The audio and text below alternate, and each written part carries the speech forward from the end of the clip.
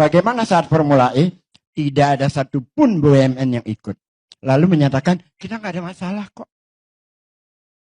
Kita ingin semuanya untuk Indonesia kok. Kita ingin semua pemain di lapangan dipakai kok. Mohon maaf kalau saya katakan bullshit. Karena selama ini yang terjadi kan tidak seperti itu. Itu ada di rekam jejak kita semua. Yes. Bagaimana kesulitan yang kita alami selama Anies memimpin. Contohnya Formula E tadi. Jadi, udahlah, kita jujur aja lah. Kenapa jadi seperti ini? Karena yang bangun JIS itu Anies Baswedan. Kalau bukan Anies Baswedan nggak terjadi seperti ini.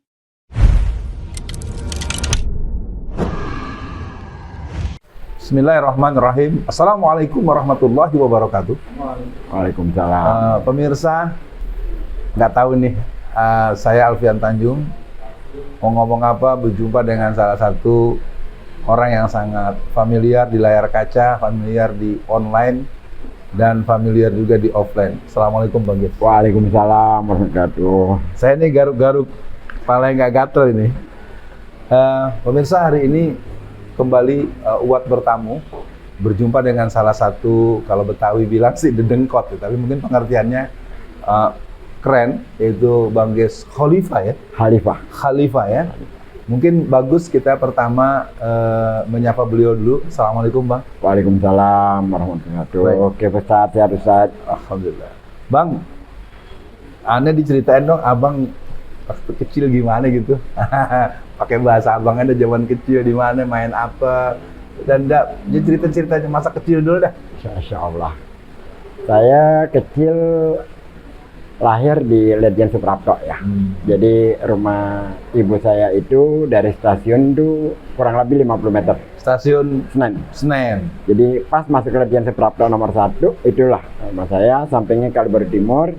Nah itu belakangnya sampai sekarang masih ada di situ? Masih, rumah ibu saya masih, tapi saya udah pindah ya. Iya. Nggak jauh-jauh dari situ.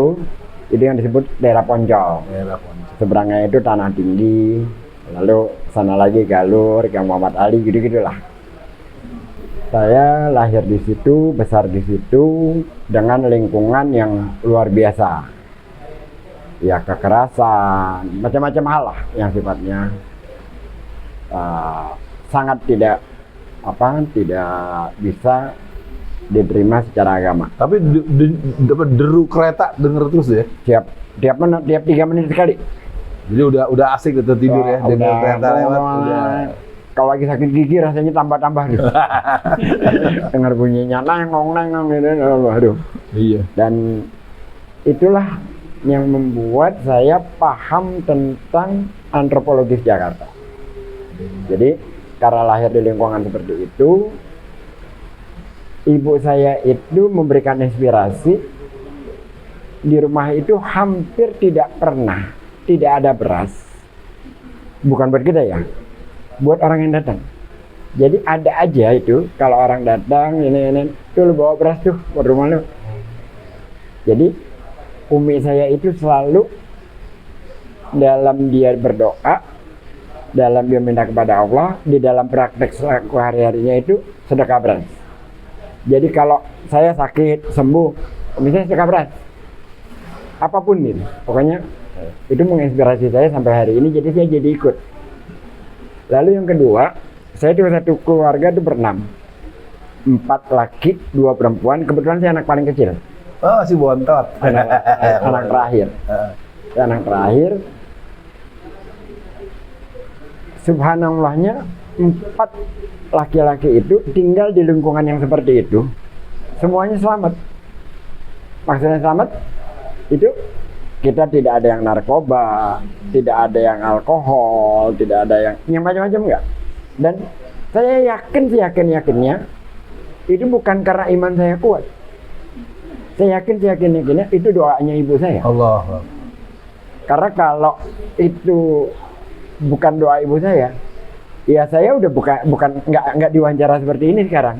Entah saya mungkin jadi tukang parkir atau saya di penjara, dalam artian yang bukan penjara politik ya, yang kriminal lah kira-kira. Bisa jadinya kayak gitu. Sebagian teman-teman saya SD itu meninggal ya, ada yang di penjara, ada yang karena ingat minuman TKW. Iya tahu. karena TKW gosong dadanya gitu, orang alkoholnya dulunya. Dan mungkin dari seangkatan saya yang bisa mengalami pendidikan sampai sarjana nggak nyampe 10% kali. Kalau saya mau tarik dikit Bang, kan saya kan juga ngalamin di suasana kayak Abang nih. Anda kan seberang bongkaran, Abang Poncol, kita sama-sama daerah berat. Wih berat, sebelah sana kan saya masih kecil masih ngalamin tuh ada planet Senen. Sebelum dibongkar sama Pak Ali Sadikin ya. Ya kalau boleh, katakanlah doa dari Umi, doa dari Ibunda mesti pasti oke. Cuma mungkin nggak ini dong, dalam konteks pergaulan kan pasti ada yang ngojok-ngojokin, Selalu. ada yang ledek-ledekin baju lo, Selalu. perempuan lo gitu ya. Selalu. Terus gimana cara Abang nolak waktu itu? Ya saya kan orangnya terbuka. Gue nggak deh, daripada gue pulang ibu gue nangis. Wah, cakep. Kan buat kita kalau dihukum pakai rotan sama abah kita masih lebih kuat, lebih tahan. Tapi kalau pulang ibu kita keluar air mata, nggak kuat gitu. Jadi Kalau anak zaman sekarang emaknya udah nangis gerungan, dia malah ketawa-ketawa. Gimana itu, Bang? saya nggak tahu kalau anak zaman Ada sekarang salah ya. makan Tapi tuh. kalau di zaman saya itu, lingkungan itu ada hukum sosial. Kalau kita ketahuan melawan orang tua perempuan kita terutama, lingkungan itu teman-teman saya menjauhkan. Allah. Itu ada hukum sosial di dalam bergaul itu. Jadi ada tuh hukum seperti itu. Brengsek lah, malu aja lu lawan, kira-kira kayak gitu. Itu malah dikucilkan tuh. Pemirsa, kita bisa panjang lebar nih cerita, tapi kita mau tarik bergerak karena kita udah mau memberikan satu, pasti dengan ada obrolan dengan Bang Ges, tentu kita ingin orang yang kita cintai, yang kita dukung akan dilantik jadi presiden 2024. Insya Allah. 2029. Cuman mungkin kita balik dulu Bang ke cerita biografi dulu nih. Waktu remaja, Abang pernah nakal nggak? Pernah. Umumnya kalau di angkatan saya, di zaman saya nakal di motor. Oh, ini ngetrek gitu ya. Apalagi tetangga saya, lingkungan saya kan Tionghoa semua, teman-teman saya semua tuh. Motor saya tuh Suzuki A5.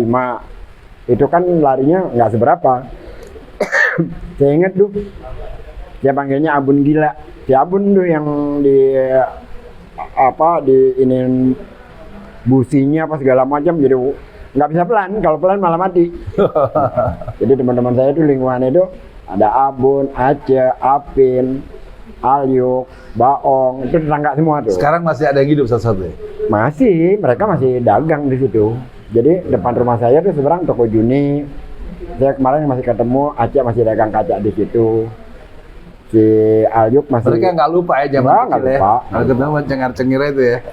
Yang kedua, naik gunung tanpa peralatan. Allah, bahaya kan Bang? Itu dia. Jadi kadang cuma berdua naik gunung gede, turun di lembah Purbawati ke Sukabumi itu kan lewatnya tuh parah tuh. Apalagi zaman itu petanya kan belum. Belum. Jadi kalau ngebayangin anak saya ngelakuin kayak gitu, Allahu Akbar, kayak apa rasanya? Tapi kan ibu saya nggak tahu. Dulu senekat itu karena diajak temen atau karena demen aja gitu? Demen aja, teman-teman juga demen, gaulnya demen gitu kan. Jadi ya pokoknya hampir paling kagak sebulan tuh 2 kali. Naik Gunung Gede atau naik Gunung Pangrango. Atau nantinya ke Gunung Tampomas, Sumedang, mana-mana lah. Pokoknya namanya gunung tuh. Tapi orang-orang pencinta alam biasanya iniannya pikirannya jauh ya. Kayak Bang Rocky Gerung kan kalau udah ngilang-ngilang tahu dia juga deh. Cuman dia beruntungnya sampai hari ini masih. Abang saya berhenti. Oh, udah berhenti. Berhenti. Bang, dulu waktu masih anak-anak, masih remaja, cita-citanya apa, Bang? Saya cita-citanya jadi orang kaya. Apa ada lihat orang kaya atau karena hidup susah pengen kaya? Bukan. Atau ada orang kaya pengen seperti dia? Bukan, karena saya berhimpitan dengan kemiskinan. Jadi kan rumah saya kan di jalan raya. Ke belakang sedikit kan pasar. Itu kondisi perekonomiannya kan saya tahu tuh. Sebagian teman-teman saya itu gotnya bau, WC-nya di tengah. Udahlah, rumah-rumah yang kayak gitu. Dan bagaimana saya menghadapi mereka, nangisnya bukan ke saya, ke ibu saya. Jadi mereka nangis, ibu saya batas kemampuannya lah ngasih beras, apa segala macam. Tapi saya menjadi menghayal, Coba saya kaya ya, kalau saya kaya saya bantu nih orang kira-kira gitu. Kalau sekarang udah kaya dong. Ya alhamdulillah, berkah aja, berkah. Pemirsa, ini memang lagi seru. Saya ingin memberikan satu klik pada pemirsa. Saya dengan Bang Kes ini seumur-umur baru ketemu. Makanya tadi Allah ya Allah. Jadi kalau orang cita-citanya jadi presiden, jadi menteri, ya enggak sih, cita-citanya jadi orang kaya. Karena berasa pengen yang jadi presiden yang kita dukung aja. Dukung aja. Ya abang jangan maju, ntar abang yang menang lagi. Iya. Ntar kalau abang maju juga abang menang kan jadi kacau nanti kan gitu ya. Bang, sekarang masuk di pembahasan apa bedanya remaja mahasiswa waktu abang dulu sekolah tahun 80-an atau ya 80-an 90-an dengan yang sekarang nih Bang, yang paling ketara betul. Yang saya rasakan ya, di tahun 80-an itu kan kita dicengkeram oleh Soeharto, jadi kita tidak bisa melakukan kegiatan-kegiatan yang sifatnya jalanan. Maka kegiatannya disebut aksi informasi. Maka bermunculanlah kelompok-kelompok studi. Saya mengetuai kelompok studi pena.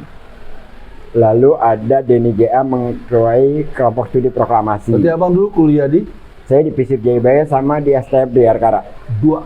Oh. Tapi yang STF itu extension. Tapi keren ini diasah nih.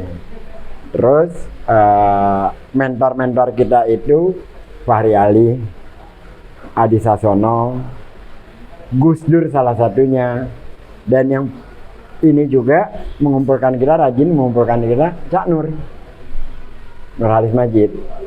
Lalu ada Arif Budiman, dosen di Salatiga, itu rajin ketemu. Lalu juga teman-teman yang di LP3S. Nah saat itu kita jadi berlatih nulis, buat artikel di koran, sekaligus kalau kita nulis artikel tuh jadi nambah uang jajan kan. Nah lalu kualitas kita sebagai aktivis mahasiswa itu akan dilihat lewat artikel-artikel kita di koran di zaman itu. Dulu kalau abang ingat pertama kali nulis dapat honor berapa Bang? Saya lupa tuh. Pokoknya saya begitu dapat honor, saya nulisnya di koran Prioritas sebelum di Bredel. Setelah itu kan Media Indonesia. Saya pulang ambil honor itu bawa ibu saya makan di Kentucky dan minum es krim Swenson.